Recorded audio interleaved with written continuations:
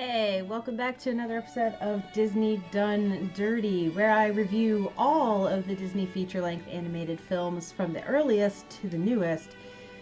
The last episode, we talked about Snow White, my least favorite Disney princess in all of existence. And today, we fast forward from 1937 to 1940 with the classic horror tale Pinocchio.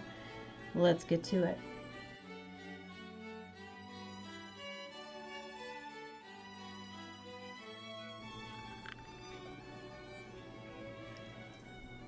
Okay. So, Pinocchio's opening is no longer a fantastical storybook. Well, it kind of is, but the covers are wood carvings now. That has to do with Geppetto's whole obsession with carving things out of wood. You know, wood carving is an art that is not appreciated anymore. The closest thing I see is like craft shows and Renaissance festivals. But if you're not a craft show person and you're not a Renaissance festival person, what do you do with your woodworks?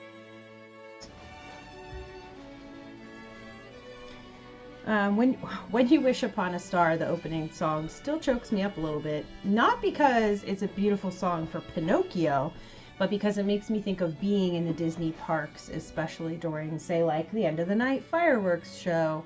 And it makes me think of Walt, and I get a little choked up, and it's a good song. It's a good song. Oh, wait, nope, there's a book after all. So we went from the wood carvings, we finally have a book, but now it's animated. So our little friend, Jiminy Cricket, the hobo, can open up the story. Let's get it right. Jiminy has no home. That's too bad for him. But he's trespassing. Like, he's squatting in this house, just like Snow White. We already have ties to the first film because Jiminy was not invited to this place, and yet he decides to hang up his hat and call it home. This film features the first Disney cat. That's Figaro. Figaro becomes the first in a series of animated film cats. The cats of Disney are so popular that they now have their own merchandise. They have their own pins, they have their own Dooney and Burke purses, etc., etc. And there are collectors out there that love every Disney animated cat ever, and they try to collect all of them. Figaro's cute, black and white cat, pretty sassy. Not a huge character in the story, but that's okay. Cleo, however, is a goldfish, and she is a sexy goldfish. She is the OG Goldine.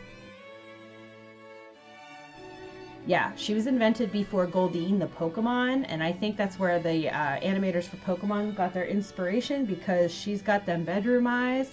She's like, hey, look at my lipstick that stays on underwater. So yeah, Cleo, first fuckable Disney fish. Now I'm going to have to change my rating to 18 plus, I think. All right. You know what? The animals are correct. Pinocchio is a stupid name for a puppet. So yeah, you could have named him Sam. You could have named him Charlie. You could have named him Little Peppino. But no, you called him Pinocchio, as if no one will ever make fun of your tiny wooden puppet child with a name like that. The cuckoo clocks, however, let's segue to all the wood carvings. Cuckoo clocks are amazing. All right, there's like a kid getting spanked. There's a drunk guy with his little bottle and he's like hiccuping during the hours being struck. They're really awesome and not necessarily kid appropriate, but they are things you might see on some you know, German beer drinking wood carvers cuckoo clocks, I'm sure. They're very novelty items. I don't see why not. Oh yes, and according to the pocket watch, it's beer time. Time to get some beer. Geppetto don't play around. He knows how to party. Now, it's a good thing he didn't wish to switch places, because then we'd have like this weird Freaky Friday situation where Geppetto is trapped in the wooden puppet body while Pinocchio goes off to be an old man. That could have gone strangely. So I'm glad that he wished for, you know, Pinocchio to come to life rather than, you know, he wished he could be a little wooden boy. How the hell does anybody sleep in that house full of clocks? Like, the alarms are all going off at the same time. They're really impressive, but the noise quality. What about their neighbors? They have to share a wall, or at least close by, because these types of European towns are always, like, packed in really tight. So, like, who's listening to all these clocks? Why aren't there noise complaints? Can you at least set them so they don't go off constantly? You're thinking 24 times a day you're going to hear all of this racket. All right, so then we have Snow White with a bleached job and a better voice, also known as the Good Fairy or the Blue Fairy. She comes in, she's obviously like the fairy godmother character of the story. You have to have magic to be able to bring Pinocchio to life, of course. I have read a version where he was just made from the wood from like a magical tree, and that's why I think that was in Once Upon a Time, the TV show. But the Blue Fairy is important because she's the wish granter, and it's always on the condition that, like, you know, Pinocchio, you gotta behave yourself. I'm just gonna make you alive. I'm not gonna make you flesh. You gotta earn that. So now a hobo no more. Jiminy the Conscience is around. He was actually literally knighted by the Blue Fairy, and she gives him a new outfit and everything. She knights him, I believe, with her wand. It's been a while since I've watched this film recently.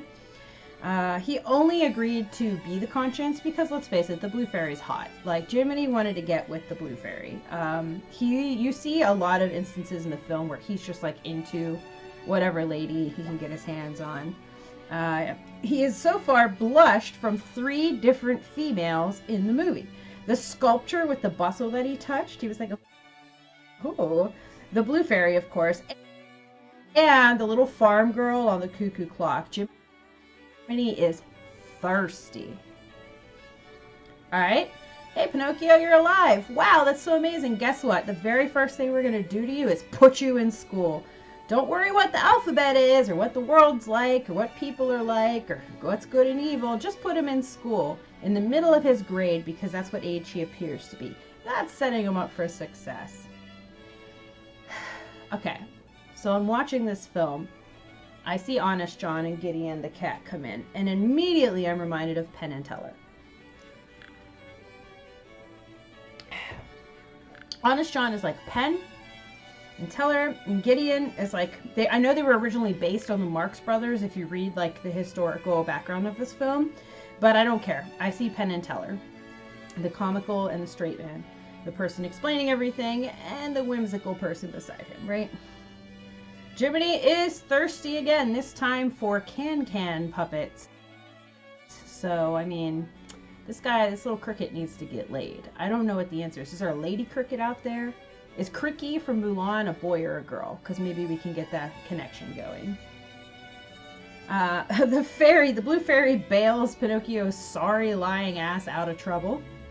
He does not deserve it, but you know what? She's like very forgiving. She's like, okay, you lied. You're stuck in a cage. I'll help you out this one time.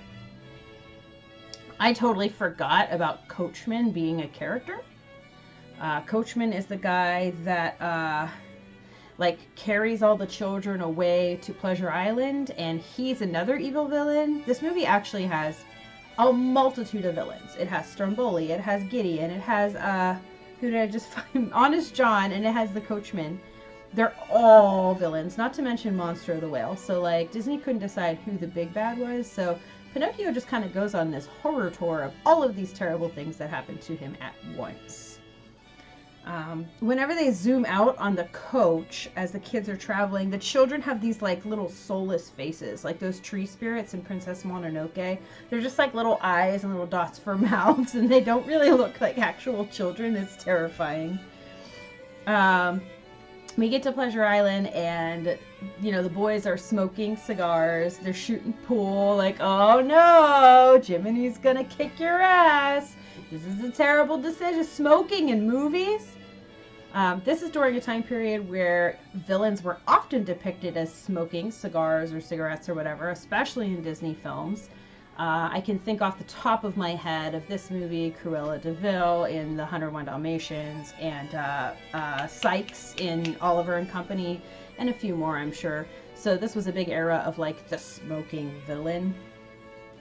Oh yeah, Lampwick said jackass, and then the word jackass repeats itself a bunch. So in those times, perfectly fine to include in your children's movie. Nowadays, if you put jackass in a children's movie, it's difficult because you have to raise the rating. So you have to be careful when you're watching those older Disney films. You gotta like sort of censor it, right? Okay, Pinocchio ends up underwater. He's fine, of course, fine. He's a wooden puppet. He doesn't really need to breathe. Fine. But Jiminy? Why is Jiminy not drowning? He's a cricket. He can't breathe underwater, and yet he's like swimming around like a fish. I don't understand that logic there, but okay. Oh yeah, when I was watching the movie, I thought, Google, do whales sleep on the bottom of the ocean? This seems inaccurate. So I'm gonna find out. We're gonna look together.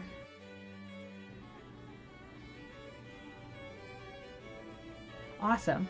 Okay. What is pain? I don't know what pain is, Father. I'm made of wood. Nothing hurts. That's all I wrote there was what is pain, so I'm not sure exactly what that applied to.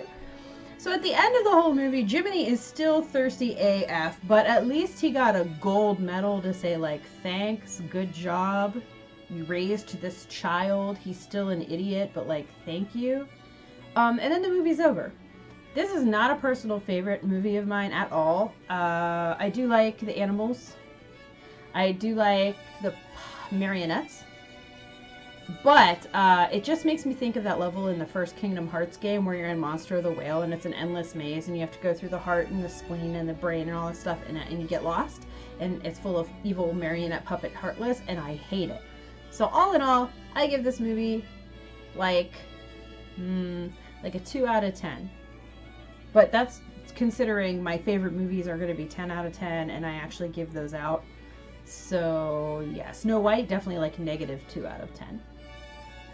Thanks for listening. I've been Aline. See you next time.